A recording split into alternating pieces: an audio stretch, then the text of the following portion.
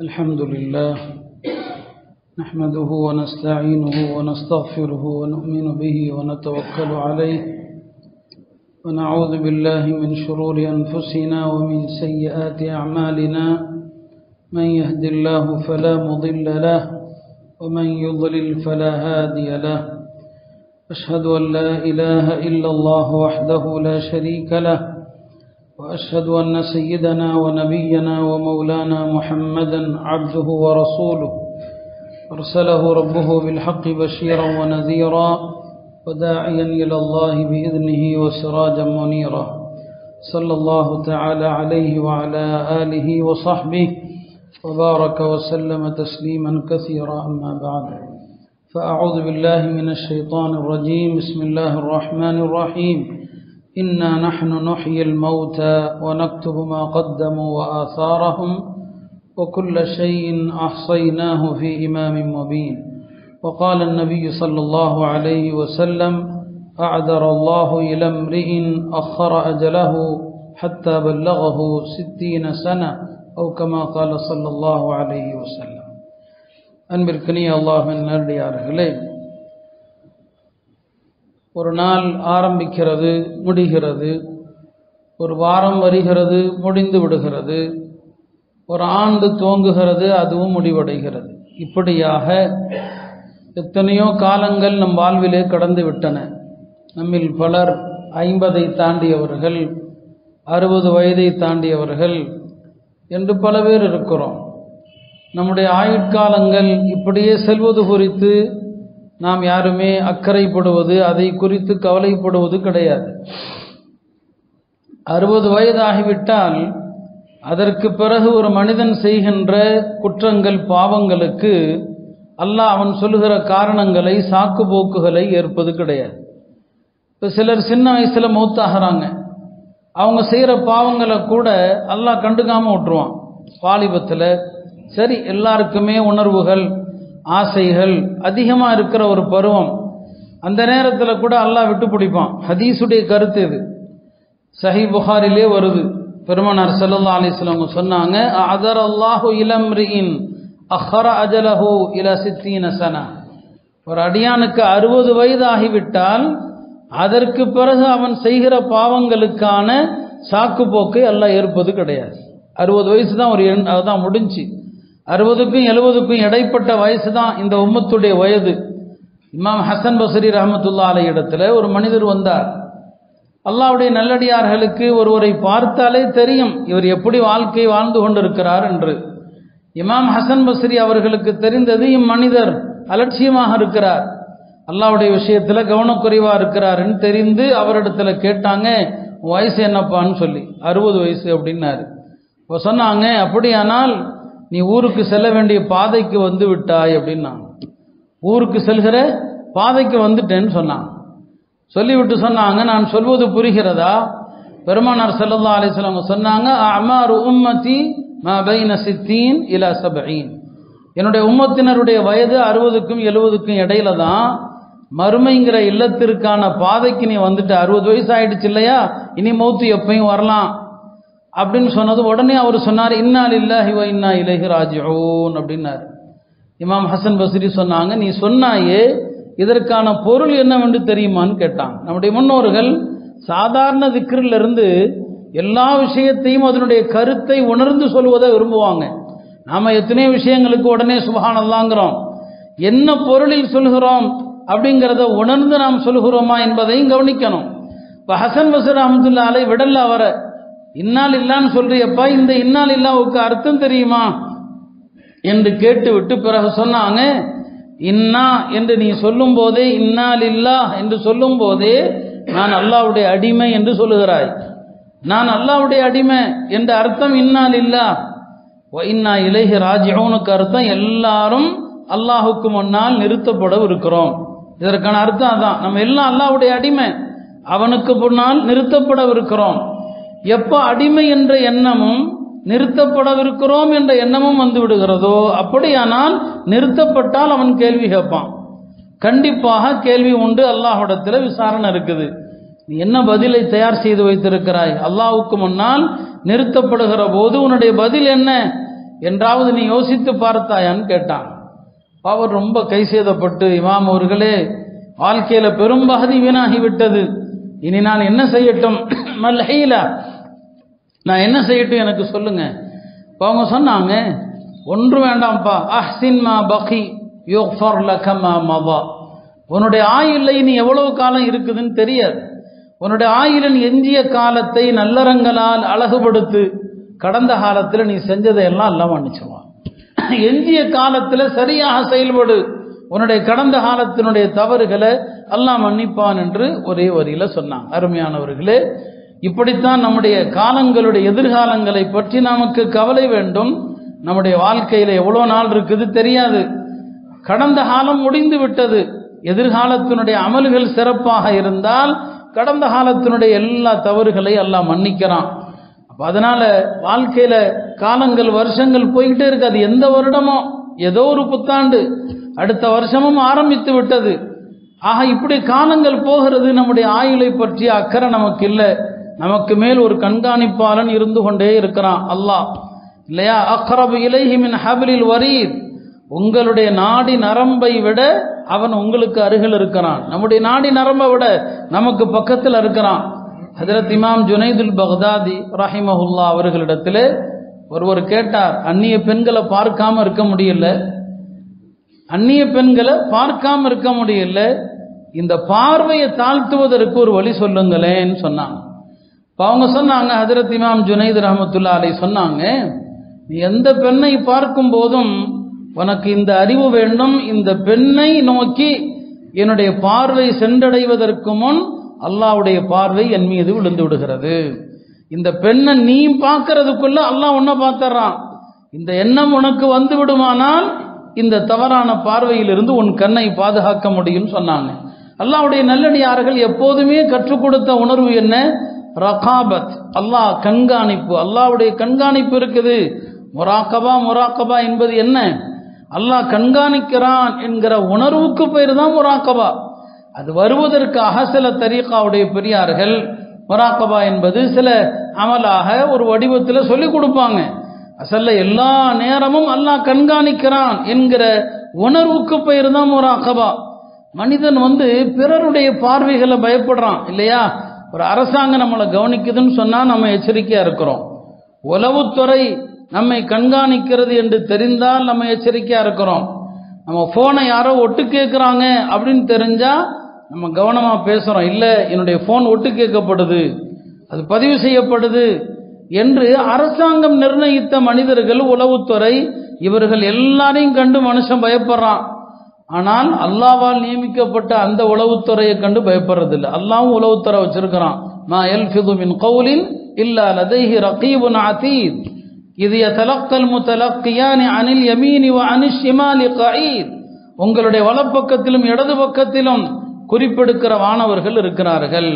எந்த சொல்லை நீ சொன்னாலும் தயாரிப்போடு உடனே பதிவு செய்கிற வானவர்கள், எதையும் விட மாட்டாங்க, எந்த விஷயமும் விட்டு வைக்கப்படுது. இந்த கண்காணிப்பு குறித்து நமக்கு கவலை இல்லை. அந்த கண்காணிப்பின் மீதான கவலை இருந்தால் மனுஷன் பாவம் செய்ய மாட்டான். இது ரப்புடைய உளவுத்துறை, எந்நேரம் இருக்கிறாங்க. அனில் யமீனி வ அனிஷ் ஷிமால், தயார் நிலையில் இருக்கிறாங்க. உதிரக்கூடிய வார்த்தைகள் எல்லாவற்றையும் பதிவு செய்யறாங்க. எதையும் அவங்க விட்டு வைக்கிறது கிடையாது. அல்லாஹ் எல்லா வகையிலையும் பதிவு செய்யறான். நம்ம யோசிக்கிறது இல்லை, நம்ம பேசுறத பதிவு செய்யப்படுது. நம்முடைய அசைவுகள் நடை பதிவு செய்யப்படுது. சூரா யாசீன்ல அல்லாஹ் சொல்லுவான், இன்னா நஹ்னு நுஹ்யில் மௌத்தா, இறந்தோரை நாமே உயிர்ப்பிக்கிறோம். வனக்துபு மா கத்தமு வ ஆசாரஹும், அவர்கள் முற்படுத்திய அமல்களையும் நாம் எழுதி பாதுகாத்து வருகிறோம். வ ஆசாரஹும், ஆசாரஹும் என்பதற்கான 2 தஃசீர் இருக்குது. அதுல ஒரு தஃசீர் என்ன? உங்களுடைய காலடி தடங்களையும் பதிவு செய்கிறோம். நீங்க எங்க நடந்து போனீங்க, பள்ளிவாசலுக்கு நடந்து போனீங்கன்னா அதுவும் பதிவு செய்யப்படுது. பாவத்திற்கு நடந்து போனால் அதுவும் பதிவு செய்யப்படுது.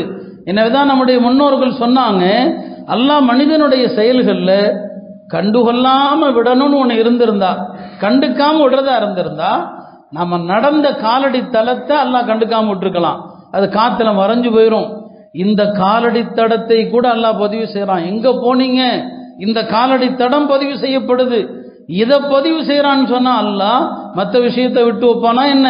ஆசாரஹும், இந்த காலடி தடம். அதனாலதான் ஹதீஸ்ல வருது, இந்த ஆயத்து இறங்கிய ஒரு பின்னணி என்ன? மதீனாவில் பனு சலமா கூட்டம் என்று ஒரு கோத்திரம் இருந்தாங்க. மஸ்ஜித் நபவியிலிருந்து தூரத்தில் இருந்தாங்க. அந்த குடும்பத்தார் நாம மஸ்ஜித் நபவிக்கு போறது பல நேரங்களில் ரொம்ப தூரமா இருக்கிறதுனால ஜமாத்து போயிடுது, கஷ்டமா இருக்குது. அதனால தூரத்திலிருந்து பக்கத்துல வீட்டுக்கு வந்துடலாம், பள்ளிக்கு பக்கத்துல வந்துடலாம்னு சொல்லி பேசிக்கிட்டாங்க. பெருமானாருக்கு இந்த தகவல் எட்டுகிறது. நபி ஸல்லல்லாஹு அலைஹி வஸல்லம் அவர்கள் பனு சலமாவை கூப்பிட்டு கேட்டாங்க, என்ன உங்களுடைய இடத்திலிருந்து பக்கத்துக்கு வர போறீங்களாமே? ஆமா யா ரசூலல்லாஹ், பள்ளிக்கு பக்கத்துல வீடு இருந்தா நல்லதானே? இல்லை, தியாரக்கும், உங்களுடைய குடியிருப்புகள் எங்கே இருக்கிறதோ அங்கே இருக்கட்டும். துக்தபு ஆசாருக்கும், தூரத்திலிருந்து நடந்து வருகிறீர்கள் அல்லவா, இந்த காலடி தடங்கள் பதிவு செய்யப்படுது. பள்ளிவாசலுக்கு தூரமா வீடு இருந்தா ஒரு வகையில நல்லது. எவ்வளவு தூரம் வர்றீங்களோ அந்த காலடி தடங்கள் பதிவு செய்யப்படுது அப்படின்னு சொல்லிட்டு தான் இந்த ஆயத்து இறங்குது. வனக்துபு மா கத்தமு வஆசாரஹும், பள்ளிக்கு பக்கத்துல வராதீங்க, தூரமாவே நீங்க. இந்த ஆயத்தின் அடிப்படையில் தான் சஹாபாக்கள் பள்ளிக்கு வரும்போது மெதுவா வருவாங்களாம். ஹஜ்ரத் அனஸ், ஸைத் இப்னு சாபித் ரெண்டு பேருமே அவங்களுடைய தோழர்களோடு ஒரு நாள் பள்ளிக்கு வரும்போது மெதுவா வந்தாங்களாம். பள்ளிக்கு வந்து தொழுது முடித்த பிறகு சொன்னாங்களாம், ஏன் மெதுவா வந்தோம்? உடலுடைய இயலாமை காரணம் அல்ல, எவ்வளோ மெதுவா வர்றோமோ எட்டுக்கள் அதிகமாகும் இல்லையா? அல்லாஹ் இந்த பள்ளிக்கு நடந்த எட்டுக்களை பதிவு செய்யறதா சொல்றான். அதுக்காண்டிதான் மெதுவா நடந்தோம். இப்ப அல்லாஹ் எதை விட்டு வைப்பான்? எதையுமே விட்டு வைக்க மாட்டானே, எல்லாமே பதிவு செய்யப்படுது. பள்ளிக்கு நடந்து வருவதை நான் அதனாலதான் அடிக்கடி சொல்வேன், பள்ளிக்கு நடந்து வாருங்கள். வாய்ப்பு இருக்கிறவங்க வாகனத்தில் வராதிங்க, நடந்து வாங்க, தூரத்திலிருந்து வாங்க. நபி ஸல்லல்லாஹு அலைஹி வஸல்லம் ஒரு ஹதீஸ்ல சொல்லுவாங்க சஹாபாக்களிடத்தில், நேற்று இரவு நடந்த ஒரு சம்பவத்தை சொல்லுகிறேன் கேளுங்கள். இரவு அல்லாஹ் என்னிடம் கேட்டான், வானவர்கள் எது குறித்து தங்களிடையே பேசிக்கொள்கிறார்கள் தெரியுமா நபின்னு கேட்டான். எனக்கு தெரியல நான் சொன்னேன். அல்லாஹ் தன்னுடைய கைகளை, முன் கையை என்னுடைய தோல் மீது வைத்தான். அல்லாஹ்வுடைய கையினா என்ன?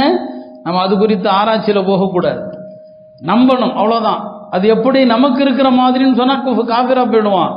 ஹதீஸ்ல வருது, சொன்னாங்க அல்லாஹ் தன்னுடைய கையை என்னுடைய தோல்ல வைத்தான், அதனுடைய குளிர்ச்சியை நான் உணர்ந்தேன். அல்லாஹ் கையை வச்சதும் பெருமானாருக்கு எல்லாம் தெரிய ஆரம்பிச்சிருச்சு. இப்ப கேட்டான் அல்லாஹ், மலக்குகள் எதை பத்தி பேசுறாங்க தெரியுமான்னு சொல்லி. ஆம் யா அல்லாஹ் தெரிகிறது. எதை பத்தி பேசுறாங்க? ஃபில் கஃபாராத், மனிதர்கள் செய்கிற குற்றங்கள் பாவங்கள் அதுக்கு பரிகாரமான அமல்கள் எது, அதை பத்தி பேசிட்டு இருக்கிறாங்க. அல்லாஹ் கேட்கிறான், மா ஹுன்னா, அந்த பரிகாரங்கள் என்னன்னு கேட்கிறாங்க. பெருமானார் சொன்னாங்க, மாணவர்கள் பேசுகிற அந்த பரிகாரங்கள் என்ன? பள்ளிக்கு நடந்து வருதல். பள்ளிக்கு நடந்து வந்தா நிறைய பாவத்துக்கு பரிகாரம். பள்ளியில் ஒரு தொழுகைக்கு பிறகு கொஞ்ச நேரமாவது பள்ளியில் இருக்கணும், ஓடக்கூடாது. பள்ளி வாசல்ல தொழுகைக்கு பிறகு உட்கார்ந்து இருக்கணும் கொஞ்ச நேரம், அது பாவத்திற்கான பரிகாரங்கள். மூணாவது என்ன? இஸ்பாகுல் உது அலல் மகாரி, கடுமையான குளிர்காலம், தண்ணியை திறந்தாலே கஷ்டமா தான் இருக்கு. காலையில ஃபஜ்ருடைய தொழுகையில அந்த கடுமையான குளிர்காலத்துல கஷ்டமா இருக்கிற காலத்திலையும் நிறைவா உது செய்யணும், நிரப்பமா உது செய்யணும், சுன்னத்துகளை பேணி உது செய்யணும். இதெல்லாம் பரிகாரங்கள். செஞ்ச பாவத்துக்கெல்லாம் பரிகாரம். அல்லாஹ் அடுத்து கேட்டா, வேற என்ன பேசிக்கிறாங்க மாணவர்கள்? வேறு என்ன பேசுறாங்க? பெருமானார் சொன்னாங்க, அவர்கள் அடுத்து பேசுறாங்க, இத்தாமுத்தாம், உணவுகள் அளிப்பது ஏழைகளுக்கு, வலீனுல் கலாம், நளினமாக பேசுவது, ஒஸ்ஸலாத்து பில்லைலி ஒன்னாசு நியாம், இரவிலே மக்கள் எல்லாம் உறங்கும் போது நீங்க எஞ்சி தொழுவுறது, இதை பத்தி பேசிக்கிறாங்க. இந்த ஹதீஸ்ல நான் சொல்ல வந்தது, பள்ளிக்கு நடந்து வருகிற அமல் பாவங்களுக்கான பரிகாரம். அல்லாஹ் எதையுமே விட்டு வைக்க மாட்டான், எல்லாமே பதிவு செய்யப்படுது, இந்த நடை உட்பட. யௌமஇதின் துஹத்திஸு அக்பாரஹா, எது அல்லாஹ்ட்ட மறைஞ்சது? நீங்க இந்த இடத்துல உட்கார்ந்து இருக்கீங்கன்னா இந்த இடம் நாளைக்கு சாட்சி சொல்லும். பாவத்துக்கு உட்கார்ந்தாலும் சரி, நன்மைக்கு உட்கார்ந்தாலும் சரி, அந்நாளில் பூமி தனது செய்திகளை எல்லாம் அறிவிக்கும். பூமி அறிவிக்கிற செய்திகள் என்ன? இந்த பூமியில் வாழ்ந்த போது எந்த இடத்தில் மனிதன் என்னென்ன செய்தானோ அதை பூமி அறிவிக்கும். நீங்க எந்தெந்த இடத்துல என்னென்ன செஞ்சீங்களோ அதை அறிவிக்கும். அதனாலதான் வணங்குவதற்குரிய இடங்கள் இருக்கு இல்லையா, இந்த இடங்கள் ஒரு மனிதன் இறந்து போயிட்டாலும், இந்த மனிதன் இறந்து போயிட்டாலும் பெருமானார் ஸல்லல்லாஹு சொன்னாங்க, ஒரு மனிதனுக்கும் வானத்துக்கு இடையில 2 வாசல் இருக்குது. ஒன்று உங்களுடைய அமல்கள் உயருகிற வாசல், இன்னொன்று வானத்தில் இருந்து உங்களுடைய ரிஸ்க் இறங்குகிற வாசல். நீங்க செய்யற அமல்களுடைய வாசல், இன்னொன்று வானத்தில் இருந்து உங்களுக்கு நிர்ணயிக்கப்பட்ட வாழ்வாதாரம் இறங்கும் வாசல். இந்த ரெண்டும் திறந்தே தான் இருக்கும், வாழ்வாதாரம் திறந்து தான் இருக்கும். நம்ம தான் அவசரப்பட்டு ஹராமில் போய் விழுறோம். உங்களுக்கும் ரிசுக்குக்கான வாசல் திறந்திருக்கும் போது நீங்கள் ஹலாலை விட்டுட்டு எதுக்கு போய் தேடுறீங்க? பெருமானார் சொல்லுவாங்க, எந்த ஒரு ஆன்மாவும் தனக்கு ரிசுக்கு நிர்ணயிக்கப்பட்ட ரிசுக்கை பரிபூர்ணமாக அனுபவிக்காமல் மூத்தாகாது. நம்ம அவசரப்பட்டு ஹராமுக்கு போகிறோம் இல்லையா? எத்தனை பேர் என்னங்க உணவு தட்டில் உட்கார்ந்து அதை வாயில் வைக்க போகிற நேரத்தில் அவருடைய ரூஹு போயிடுது. அந்த ரிசுக்கு அவருக்கு எழுதப்படலை, அந்த ரிசுக்கு அவருக்கு எழுதப்படலை. இப்போ சொன்னாங்க ரெண்டு வாசல் திறந்து தான் இருக்குது. ஒரு மனிதன் மௌத்தா ஆகிவிட்டால் அப்போ இந்த வாசல் அழுகிறது. எந்த வாசல் வழியா உங்களுடைய அமல்கள் மேலே போச்சோ அது அழுது. ஒரு நல்லடியாராக இருந்தால் அது அழும். சில நேரங்களில் சில நல்லடியார்கள் இறந்த போது அந்த அழுகை சத்தம் கேட்கவும் செய்யும். அது கராமத்தன் அற்புதமாக நடக்கவும் செய்யும். அப்போ எதுவுமே மறைந்ததில்லை. இந்த இடம் இந்த எல்லாம் சாட்சி சொல்லும். துஹத்திசு அஹ்பாரஹா, எல்லா விஷயம் பதிவு செய்யப்பட்டிருக்குது. இந்த இடங்கள் சாட்சி சொல்லணும். எல்லாத்துக்கும் மேலே இந்த பதிவேடு வானவர்கள் எழுதிக்கிட்டே இருக்கிறாங்க இல்லையா? இந்த பதிவேடு அன்றைய தினம் அல்லாஹ்வுடைய தராசு எடை போடல் நியாயமாக இருக்கும். அல்லாஹ் எதை எடை போடுவான்? 3 விஷயங்கள் எடை போடப்படும் என்று சொல்றாங்க உலமாக்கள். ஒன்று, நீங்க செஞ்ச அமல்களே எடை போடப்படும். அமலே தொழுதோம் இல்லையா, ஜும்மா தொழ போறோம், இந்த தொழுகை எடை போடப்படும். இந்த தொழுகை எடை போடப்படும். எல்லாரும் தொழுதுருப்போம், 500 பேர் 600 பேர் தொழுதுருப்போம். எல்லாருடைய தொழுகைக்கு ஒரு மார்க் இருக்குது இல்லையா? யார் எப்படி தொழுதோம், ஜும்மாவை எப்படி தொழுதோம் நான் சொல்லியிருக்கிறேன். ஜும்மாவுக்கு வரக்கூடியவர்களே 3 விதமாக இருப்பாங்க. சிலர் 10ஓட 11 ஊரில் இருந்தால் ஜும்மாவுக்கு போகணும், ஜும்மாவுக்கு போகாமல் வீட்டில் இருக்க முடியாது. கவனக்குறைவாக வரக்கூடியவர்கள், அவர்களுக்கு கூலியும் கவனக்குறைவு தான். சிலர் சரி போவோம் ஏதோ துவா செய்வோம் அப்படின்ட்டு வருவாங்க. அப்படி வருவாங்க. அவங்க நாடுனா அல்லாஹ் கொடுப்பான், நாடுனா கொடுக்க மாட்டான். 3வது வகையினர் தான் ஜும்மாவுக்குரிய ஒழுக்கத்தை பேணி, ஜும்மாவுக்குரிய அதபை பேணி ஜும்மாவுக்கு வரக்கூடியவர்கள். இவர்களுக்குத்தான் இந்த ஜும்மாவிலிருந்து அடுத்த ஜும்மா வரை, அதற்கு பிறகு எக்ஸ்ட்ரா 3 நாள் பாவங்கள், 10 நாள் பாவம் மன்னிக்கப்படும். அப்போ இதெல்லாம் பதிவு செய்யப்படும். இந்த இடத்துல உட்கார்ந்துருக்கோம் இல்லையா, யௌமஇதின் துஹத், எல்லாத்தையும் அல்லாஹ் என்ன செய்யறான்? பதிவு செய்யறான், வினை பதிவேடு எல்லாத்தையுமே. அப்போ தொழுகை அதுவும் நிற்கப்படும், நோன்பு நிற்கப்படும், ஜக்காத்து நிற்கப்படும், அமல்களே நிற்கப்படும். மறுமையில் ஒரு கட்டத்தில் அமல்கள் எல்லாம் அப்படி ஒரு பக்கம் அது நிற்கப்படும். 2வது என்னத்தில் இதுக்கெல்லாம் உருவம் கொடுப்பான்ல, தொழுகைக்கு உருவம் இருக்கும், நோன்புக்கு உருவம் இருக்கும், அது நிற்பான். 2வது என்ன, நம்முடைய அமல்கள் பதிவு செய்யப்பட்ட ஏடுகள் இருக்கு இல்லையா, அது நிற்கப்படும். அதை வச்சு அப்படி பார்ப்பான். நம்முடைய வினை பதிவேடு ஒரு தராசில் வைக்கப்படும். 3வது நாமளே நிற்கப்படுவோம், மனுஷனை தூக்கி உட்கார வைக்கப்படும். நீங்களும் நானும் எல்லாம் அல்லாஹ்வுடைய தராசில் எல்லாத்தையும் தனித்தனியாக உட்கார்ந்து எல்லாத்தையும் தூக்கி நிறுத்தப்படும். அப்பதான் சொன்னா, வனதாஉல் மவாசீன் அல் கிஸ்த லியௌமில் கியாமா ஃபலா நுகீமு லஹும் யௌமல் கியாமத்தி வஸ்னா. பெருமானார் சொன்னாங்க, ஒருத்தன் வருவான் மறுமையில், ஆள் பருமனாக இருப்பான், அல்லாஹ்வுடைய தராசில் கொசுவின் ரக்கைக்கு கூட நிகராக மாட்டான். அப்போ நம்மளே நிற்கப்படுவோம். ஒரு சஹாபி இப்னு மஸ்ஊதை பற்றி சொன்னாங்க இல்லையா, அவருடைய கணுக்கால்கள் மெல்லிய கணுக்கால்கள், அதை பார்த்தா நீங்கள் உங்களுக்கு ஏளனமாக தெரியுது. தராசில் அவர் வைக்கப்படும் போது உஹது மலையை விட அது கனமாக இருக்கும். 3மே நிற்கப்படும். இப்போ பாருங்க, இடங்கள் சாட்சி சொல்லும், வினை பதிவேடு சாட்சி சொல்லும், எல்லாமே கண்காணிக்கப்படுகிறது. இந்த கேமரா, உலகத்தில் அரசாங்கம் வைக்கிற கேமராவுக்கு பயப்படுறோம் இல்லையா? இப்போ சாலைகளில் வேகமாக போகிறானா, வெளிநாடுகளில் எல்லாம் ஒன்றும் கிடையாது, அந்த கேமரா தான் தன்னை போல ஃபைன் விழுந்துரும், தன்னை போல ஃபைன் விழுந்துரும். அடுத்து அவன் ரெனியூவல் பண்ண போனால் அந்த ஃபைனை கட்டினா தான் அவனுக்கு லைசன்ஸு, வெளிநாடுகளுடைய சட்டங்கள். அப்போ எல்லா இடத்துலையும் கண்காணிப்பு. மனிதன் அந்த கண்காணிப்பு கேமராக்களை பயப்படுறான். அல்லாஹ்வுடைய கண்காணிப்பு கேமராக்கள் ஒவ்வொரு இடத்துலையும் இருக்குது. இந்த இடமும் கேமரா தான், நம்மளை பதிவு செய்யுது, உங்களுடைய உருவத்தோட எல்லாத்தையும் பதிவு செய்யுது இல்லையா? இந்த கேமரா, அல்லாஹ்வுடைய கேமராக்களை கண்டு நமக்கு அச்சம் வர்றதில்லை, பயம் வர்றதில்லை. எல்லா விஷயங்களையும் மிக துல்லியமாக பதிவு செய்யப்படுகிறது. நாம் இந்த உலகத்தில் தைரியமாக வாழ்ந்து கொண்டிருக்கிறோம். பெருமானார் ஸல்லல்லாஹு அலைஹி வஸல்லம் அவங்களிடத்தில் ஹஜ்ரத் முஆத் இப்னு ஜபல் கேட்டாங்க, யா ரசூலல்லாஹ் அவ்ஸினி, எனக்கு வசிய செய்யுங்க. சஹாபாக்கள் பெருமானார்ட்ட அப்படி தான் கேட்பாங்க, ஏதாவது சொல்லுங்க. சொன்னாங்க, முஆதே, அல்லாஹ்வை வணங்கும் போது அவன் உன்னை பார்க்கிறான் அல்லது நீ அவனை பார்ப்பது போன்று வணங்கு. 2வதாக சொன்னாங்க, எப்போதுமே நீ மரணித்தவர்களில் ஒருவனாக உன்னை எண்ணிக்கொள். நான் மௌத்தாயிட்டேன் என்று எண்ணிக்கொள், மரணித்தவர்களில் ஒருவனாக எண்ணிக்கொள். என்னிடத்துல மலக்குல் மௌத் வந்துட்டாங்க. இதையெல்லாம் சொல்லிட்டு மூணாவது ஒன்று சொன்னாங்க, பா இந்த எல்லாத்தையும் விட பெருசா ஒன்று சொல்லட்டுமா, நீ தொழும்போது அல்லாஹ் பார்க்குற மாதிரி தொழுகிறது, மரணித்தவர்களில் ஒருவனாக கருதுறது, இதை விட சிறந்தது ஒன்று சொல்லட்டுமா? ஒன்றுமே சொல்லலைங்க இப்படின்னு தான் சொன்னாங்க. அவ்வளோதான். நாவுன்னு வாயால் கூட சொல்லலை. இதெல்லாம் விட பெருசா ஒன்று சொல்லட்டுமாப்பா அப்படின்ட்டான். நாக்கை நீட்டி. இந்த நாக்கு தான் எல்லாத்தையும் நரகத்தில் கொண்டு போய் முகங்குப்புற தள்ளுது. இதை பேணிக்கொள் மாதே, இதை பேணிக்கொள். இதை பேணிக்கொண்டா போதும் வாழ்க்கை சரியா போயிடும் இல்லையா? நம்ம அதைத்தானே பேண தவறுகிறோம். இந்த நாவினால் தானே எவ்வளவு பேச்சுக்கள், எவ்வளவு தகாத சொற்கள். கொஞ்சம் கூட நாம பயப்படுறதில்லை. இந்த நாவை தான் ரசூல் ஸல்லல்லாஹு அலைஹி வஸல்லம் திரும்ப திரும்ப திரும்ப அதைத்தான் எச்சரிப்பாங்க. அருமையானவர்களே, பெருமானார் ஸல்லல்லாஹு அலைஹி வஸல்லம் அவர்கள் இந்த அல்லாஹ்வுடைய கண்காணிப்பை தான் தன்னுடைய வாழ்க்கை முழுவதும் கடைபிடித்தாங்க. தோழர்களுக்கும் கற்றுக் கொடுத்தாங்க. திக்ருன்னு சொல்றோமே, திக்ருடைய நோக்கம் என்ன? எல்லா நிலைகளுக்கும் திக்ர் இருக்குது. ஒரு அறிஞர் சொல்லுவாங்க, பெருமானார் ஸல்லல்லாஹு அலைஹி வஸல்லம் அவர்களுக்கு இக்ரா பிஸ்மி ரப்பிக்கல்லதி கலக், படைத்த இறைவனின் திருநாமத்தால் ஓதுங்கள் என்று அல்லாஹ் என்னைக்கு இறக்கினானோ அந்த ஆயத்து இறங்கியதிலிருந்து அவர்களுடைய கடைசி வார்த்தை அல்லாஹும்ம பிர் ரஃபீகில் அலா, மேலான நண்பனோடு சேர்த்து விடு என்ற அந்த கடைசி வார்த்தை வரை வாழ்க்கை முழுவதும் திக்ர் தான். திக்ருடைய நோக்கம் என்ன? அல்லாஹ் பார்த்துட்டு இருக்கிறான். திக்ருடைய நோக்கம் அல்லாஹ் பார்க்கிறான். பெருமானாருடைய முழு வாழ்க்கையை எடுத்து பாருங்களேன், காலையிலிருந்து ராத்திரி வரைக்கும் எடுத்துட்டு பாருங்க. எத்தனை எத்தனை திக்ருகள், சுப்ஹானல்லாஹ், எல்லாமே அல்லாஹ்வை பத்தி தான்.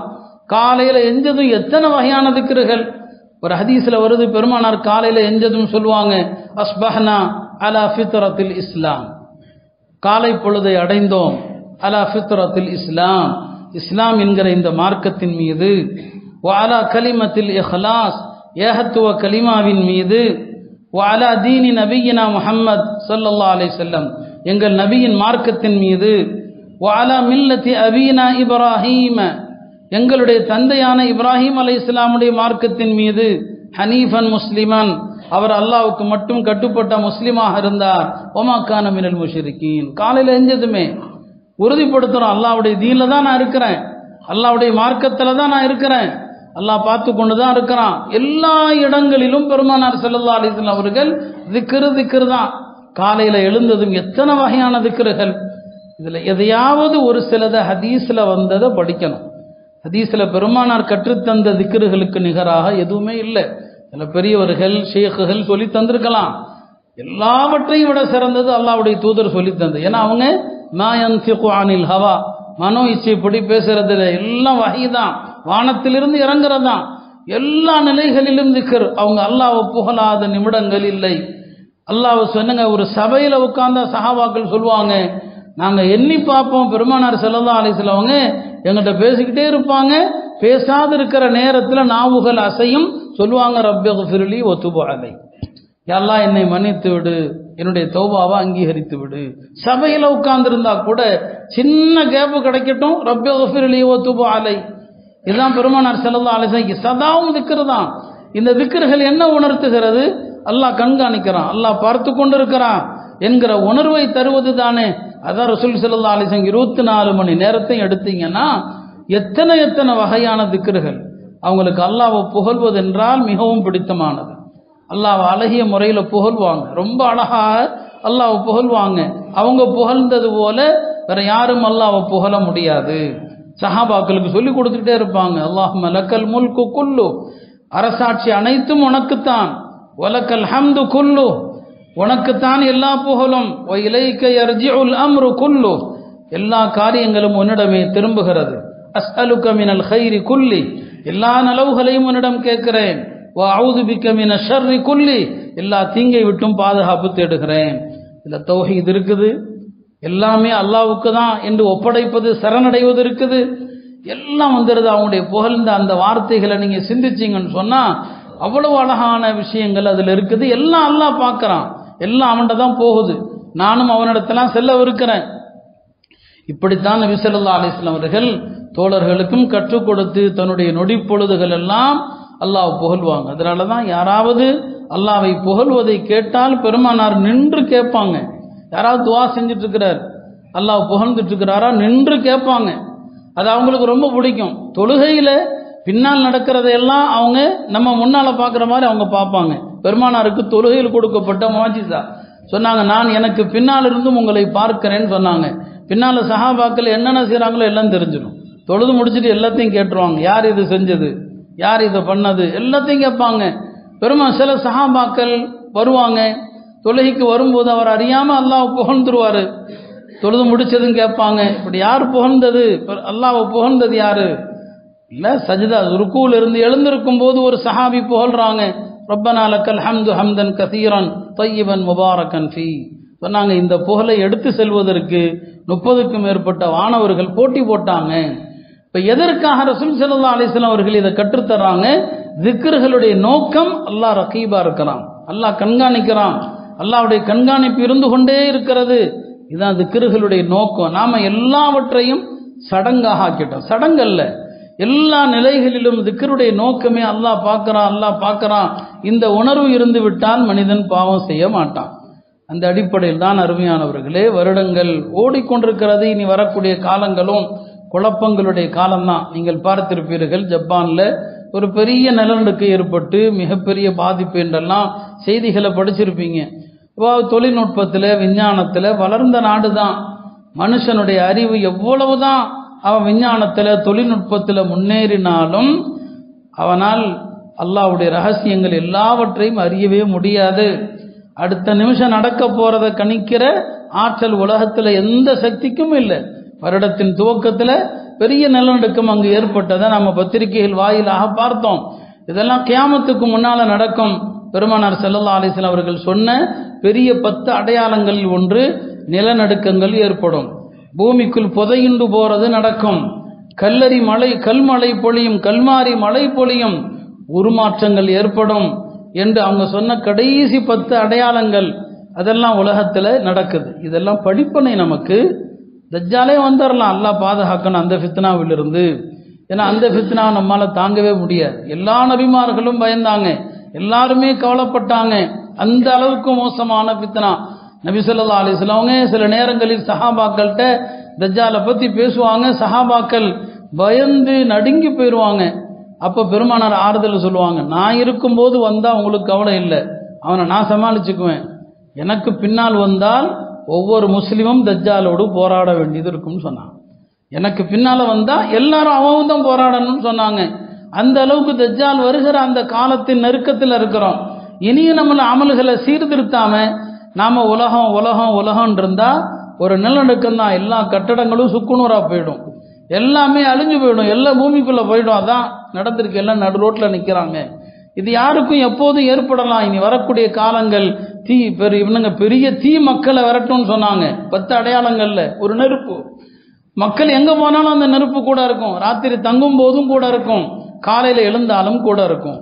அந்த மாதிரியான ஒரு காலத்துல தான் நாம் வாழ்ந்து கொண்டிருக்கிறோம் அருமையானவர்களே. எனவே வயதும் செல்கிறது, நம்மிடத்துல பக்குவம் வர வேண்டும். அறிவாளி யார்? சஹாபாக்கள் கேட்டாங்க பெருமானார் இடத்துல. அல்லாஹ் குர்ஆன்ல சொல்றான் இல்லையா, அஃபமன் ஷரஹல்லாஹு ஸத்ரஹு லில் இஸ்லாம் ஃபஹுவ அலா நூரின் மிர் ரப்பி. யாருடைய உள்ளத்தை அல்லாஹ் இஸ்லாத்திற்காக விரிவுபடுத்தினானோ அவர் அல்லாஹ்வுடைய நூறில் இருக்கிறாருன்னு வருது. இஸ்லாத்துக்காக இதயத்தை விரிவுபடுத்துறதுனா என்ன, அதுக்குரிய அடையாளங்கள் என்னன்னு கேட்டாங்க. அப்ப நபி ஸல்லல்லாஹு அலைஹி வஸல்லம் சொன்னாங்க, 3 விஷயம் யார்கிட்ட இருக்குதோ அவருடைய உள்ளத்தை அல்லாஹ் விசாலமாக்கிட்டான்னு அர்த்தம். 3 விஷயம் என்ன? அவர் மறுமையை நோக்கி நெருங்கிக்கிட்டே இருப்பார், உலகத்தை விட்டும் விலகிட்டே இருப்பார், மறுமைக்கு பிந்தைய மரணத்திற்காக தயாராகுவார். மரணத்திற்கு தயாராகுவன் அறிவாளின்னு சொன்னாங்க. இமாம் ஷாஃபி ரஹ்மத்துல்லாஹி அலைஹி சொன்னாங்க, ஒரு பணக்காரர் இறக்கும் போது இப்படி வசிய செஞ்சுட்டாருன்னு வைங்க, என்னுடைய சொத்துக்கள் எல்லாம் உலகத்திலேயே பெரிய அறிவாளி யாரோ அவருக்கு வக்ஃப் செய்து விட்டேன் அப்படின்னு சொல்லிட்டு இறந்துட்டார். இந்த சொத்தை யாருக்குங்க கொடுக்கறது? உலகத்துல பெரிய அறிவாளி யாரு? இமாம் ஷாஃபிட்ட போய் கேட்டாங்களாம், ஒரு ஆள் இப்படி வசியத் பண்ணிட்டு மொத்தா போயிட்டாரு, அவர் சொத்தெல்லாம் யாரு கொடுக்கறதுன்னு சொல்லி. உலகத்திலேயே உலகம் வேண்டான்னு யார் இருக்கிறானோ அவன் தான் அறிவாளி, அவனுக்கு போய் கொடுங்கன்ட்டான். உலகமே வேண்டான்னு சொல்லி உலகப்பற்ற துறவி யாரு, அவனை தேடி கண்டுபிடிங்க, ஏன்னா அவன் தான் உலகத்தில் அறிவாளி. உலகம் வேண்டாம் என்று யார் வாழ்றானோ அவன் தான் அறிவாளி. எனவே அருமையானவர்களே, உலகத்தில் இந்த அழிவுகளை பார்த்து நாம் படிப்பினை பெறணும். ஒரு 7 விஷயங்களை சொல்லி நிறைவு செய்கிறேன். பெருமானார் ஸல்லல்லாஹு அலைஹி வஸல்லம் அவர்கள் அபூதருங்கிற சஹாபிக்கு சொன்னாங்க, இந்த 7 விஷயத்தை கடைபிடி, உன்னுடைய உள்ளம் பிரகாசமாகும், விசாலமாகும். உலகத்தில் ஏழைகளை நேசிக்கணும், ஏழைகளோடு நெருங்கி வாழ் என்று சொன்னாங்க. 2 இல்லையா? ஒரே முதல் விஷயம் ஏழைகளை நேசிக்க வேண்டும், ஏழைகளோடு நெருக்கமாக இருக்கணும், நிம்மதியாக இருக்கலாம். ஏழைகளுடைய நெருக்கம், ஏழைகளுடைய நேசம். 2வதா சொன்னாங்க செல்வத்தில் அழகுல, இந்த 2லையுமே ஒன்றை விட கீழே உள்ளவனை பாரு, மேலே உள்ளவனை பார்க்காத. செல்வத்திலையும் சரி, என்னை விட கீழே இருக்கிறான்ல அவனை தான் பார்க்கணும். அழகுலையும் சரி, என்னை விட அழகு குறைஞ்சவன் இருக்கிறான் அவனை பார்க்கணுமே தவிர மேலுள்ளவங்களை பார்க்காதீங்க. 3வதா சொன்னாங்க இரத்த உறவுகள் விலகி போனாலும் நீ அரவணைத்து வாழ வேண்டும். சொந்த பந்தங்கள் நம்மளை ஒதுக்குறான், விரட்டுறான், நீ அவங்கள அரவணைச்சு வாழணும், அவங்கள வெட்டிராதன்னு சொன்னாங்க. 4வது யாரிடத்திலும் எதையும் கேட்காதே, அல்லாஹ்விடம் கேள். 5வது சொன்னாங்க கசப்பா இருந்தாலும் உண்மையை சொல்லணும். உண்மை கசப்பாக தான் இருக்கும், மார்க்க விஷயங்கள் கசப்பு தான், ஆனால் உண்மையை சொல்லணும். 6வதாக சொன்னாங்க மார்க்க விஷயத்தில் தூற்றுவோருடைய தூற்றுதலை கண்டுக்காது. மார்க்கத்தை பின்பற்றும் போது 1000 சொல்லுவான், நம்முடைய தீனை நாம பின்பற்றணும். நம்மளை தீவிரவாதி பயங்கரவாதி என்றெல்லாம் தூற்றுறாங்க இல்லையா, அதை கண்டுக்க கூடாது. அல்லாஹ்வுடைய தீன் என்ன, நாம அதை செய்யணும். பத்திரிகைகள் 1000 சொல்லட்டும், அடிப்படைவாதிகள் சொல்லுவான், பிற்போக்குவாதிகள் என்று சொல்லுவான். இந்த தீனை பின்பற்றுவதற்கு 1000 பட்டம் நமக்கு வச்சாலும் சரிதான், யார் என்ன வேணாலும் தூற்றட்டும், நீங்க கண்டுக்காதீங்க, அல்லாஹ்வுடைய தீனை பின்பற்று. கடைசியா சொன்னாங்க 7வது விஷயம் லா ஹவ்ல வலா குவத இல்லா பில்லாஹ், அதிகம் சொல்லிக்கொண்டே இரு. அழகா சொன்னாங்க அல்லாஹ்வுடைய அரிசுக்கு கீழே உள்ள சில பொக்கிஷம் இருக்குது, அந்த பொக்கிஷத்துல லா ஹவ்லவும் ஒன்று. லா ஹவ்ல வலா குவத இல்லா பில்லாஹ் என்பது அல்லாஹ்வுடைய அரிசுக்கு கீழுள்ள பொக்கிஷங்களில் ஒன்று. எப்போதுமே இதை சொல்லிக்கொண்டே இரும். இது குறித்து நிறைய ஹதீஸ் இருக்குது. இந்த கலிமாவுடைய தனி சிறப்பை பற்றி பயான் தனியா சொல்லலாம். இப்போ சொன்னாங்க லா ஹவ்லவை விட்டுறாத, அது அல்லாஹ்வுடைய அரிசின் கீழுள்ள பொக்கிஷங்களில் ஒன்று. இந்த 7 விஷயங்களை கடைபிடித்தால் உமது வாழ்க்கை சிறப்பாகும் சொன்னாங்க. எல்லாம் வல்ல அல்லாஹ் நம்மையும் இது போன்ற நல்ல விஷயங்களை கடைபிடிக்கக்கூடிய தௌஃபீகை தந்து எல்லா குழப்பங்களிலிருந்தும் எல்லா முஸ்லிம்களையும் நம்மையும் பாதுகாப்பானாக. ஆகிரு தஅவானா அல்ஹம்துலில்லாஹி.